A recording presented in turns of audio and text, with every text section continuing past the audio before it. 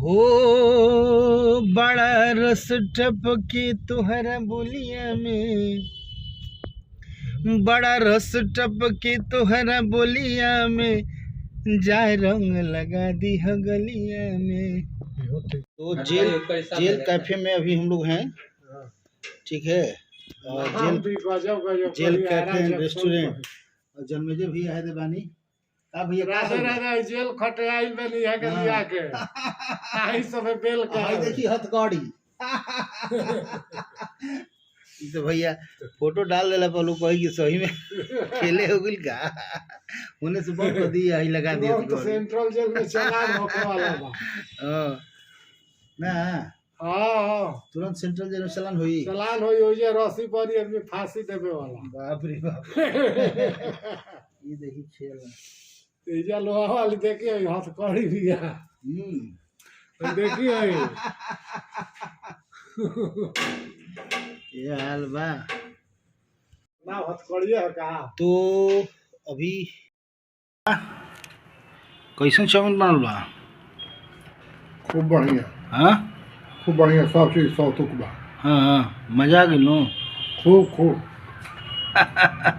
देखी होने हथकड़ियो बा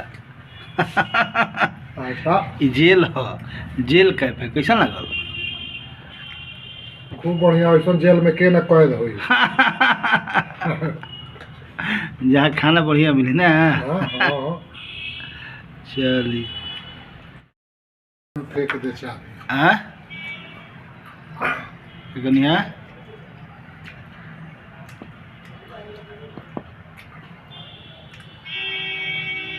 मुझे दिल में बंद कर लो दरिया में फेंक दो चाबी। वही गाना का हौसला यहाँ पर है। हाँ चाउमीन तो भाई सुपर डुपर है, मैं सभी जगह खाया हूँ। हाँ मगर आज की चाउमीन जो है ना हाँ आपको मिलाना है, जैसा मिला करके आप खाइए खाइए। क्या बात। मगर ये नहीं है कि कहीं पर जो है ना कि प्याज सस्ता है तो उसी को ज्यादा डाल दो। ना ना ये सब मिलाया हो बढ़िया। सब बढ़िया मिला हुआ है। जितना गाजर का स्वाद आता है उतना ही प्याज का स्वाद आता है, उतना ही चाउमीन का भी स्वाद आता है, वाह उतने ही गोभी जो है कि पड़ी है उसका भी स्वाद आता है। सब कुछ आ जाएगा। कुर्सियाँ लगा दो ना, कड़ा रहना चाहिए तो सब लोग पैसे ठीक है हो जाए। हेलो कुर्सी होने लगा था। बाबूजी के भाई दो गो इस साइड से दो गो हम इस तो साइड चूंकि से। उस सब ना कहनी ना तो गुरु भैया कहले कन्या के भाई, हम बाबूजी के भाई कह सकत नहीं। देखिए आगे हमारे कीटू के मामा कह सकत आगे ले। नहीं। और इजा अभी देखिए हमनी के भोज चलता यहाँ के लड़का के जन्मदिन बा। इहे के लइका के यहाँ के लड़का के ह ठीक नो स्मार्ट आदमी हो गए लोग। मास्टर साहब के नाम से मोटा लगा। हाँ। कहीं भी गले में पूछो मास्टर साहब तो क्यों बता। गली में मास्टर साहब कहीं भी लोग गली में जाके काहे पूछे लिखल है? कहीं घरे गली कहीं पूछे मास्टर साहब के नहीं ना सब क्यों पता। दो आदमी उधर, दो आदमी इधर। हाँ गुड मॉर्निंग। और देखिए बहुत दिनों के बाद हम लोग पार्क में आए हैं। हम लोग तो रोजे टहलते हैं लेकिन टहलना कहाँ दिखाया जाए। देख सिंधु भैया है यहाँ। हाँ कैसे हैं भैया? बहुत बढ़िया। 26 जनवरी के खूब जिलेबी खैनी है सुने में आइल है। देने तेने बोले रहे लोग। लेकिन ई भइल भैया कि अब पिकअप बनता। पहले तो अइला पर साला मिजाज थक जात रहे।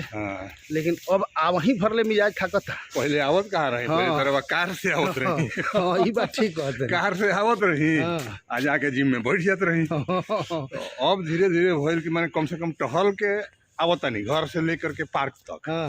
पार्क में 2 राउंड 3 राउंड चाहे जितना होता रुए कुछ एक्सरसाइज होता रुए। अब फिर मजबूरी बा कि घरे पैदल जाए के बा तो वो हो जाता 3 किलोमीटर। अब तो दौगहू लोग। हाँ तो असही क्रम बढ़ेला। पहले पार्क के 3-4 राउंड टहलला के बाद 11 के आधा हाँ एकदम दिमाग बुझाते रहे कि का करिया। ओकरा बाद आधा राउंड फिर दौगबो कहीं, फिर धीरे धीरे 1 राउंड भइल, धीरे धीरे 1.5 राउंड भइल। अब फाइनली भैया जानी फाइनली 22 जनवरी के जहिया राम लाला के एकदम महोत्सव मनत रहे वो दिन 2 राउंड पूरा कर देनी बजरंगबली के नाम लेके। अब वो दिन के इंतजार बा जहिया संकट मोचन हमरा के 4 राउंड करा दी। 4 राउंड कौन कठिन चीज नहीं है। खाली दिमाग में बना लो हाँ ये बात, हाँ बस बस ये बात बा। हम लोकेशन काहे चेंज करीला, हाँ एक ही जगह हुआ रोज जाइब न तो मोनोटोनी हो जाला। हाँ हाँ आवता नहीं जाता नहीं, आवता नहीं जाता नहीं, जी। वही पुरनका आदमी मिली है। हम्म। नया नया इलाका में जाइब न तो लगी के हई कौन चीज हो, अब तो धीरे धीरे हमरा याद हो गलो कि कोई देख भाई कितना मिनट लगी जाए हैं। हाँ तो बड़ा अच्छा लगता, हालांकि बहुत टफ काम तो बा भाई, लेकिन हमरा बुझा हैं? काम टफ नहीं खे। आलस हो दुनिया में जितना भी काम हो रहल बा हाँ। अपना शरीर खातिर हो रहल बा, हाँ। अपना खातिर हो रहल बा हाँ नहीं। अपना शरीर खातिर हम आधा घंटा 1 घंटा समय ना दे हम जी, तो फिर बाकी 24 घंटा 22 घंटा 20 घंटा कोनो 18 फायदा घंटा नहीं है। कतनो मेहनत करी हाँ। कोनो फायदा नहीं कि शरीर में ठीक ना रही। सही बात बा। करोड़ों शरीर रुपया, ठीक रही हाँ तबे अब पाप करब, हाँ। चाहे पुण्य करब, चाहे कुछ वो करब बिल्कुल बिल्कुल। नहीं तो ये शरीर के ठीक रखे के बाद ना तो रुपया धैले रह छे, धइले रह जान ली परेशानी केहू हो सठे वाला जाता। ना मिली। चलिए सही लागल रही सभे, रौरो सभे अपना अपना काम में, लेकिन शरीर खातिर समय दी जा। ठीक नो, धन्यवाद।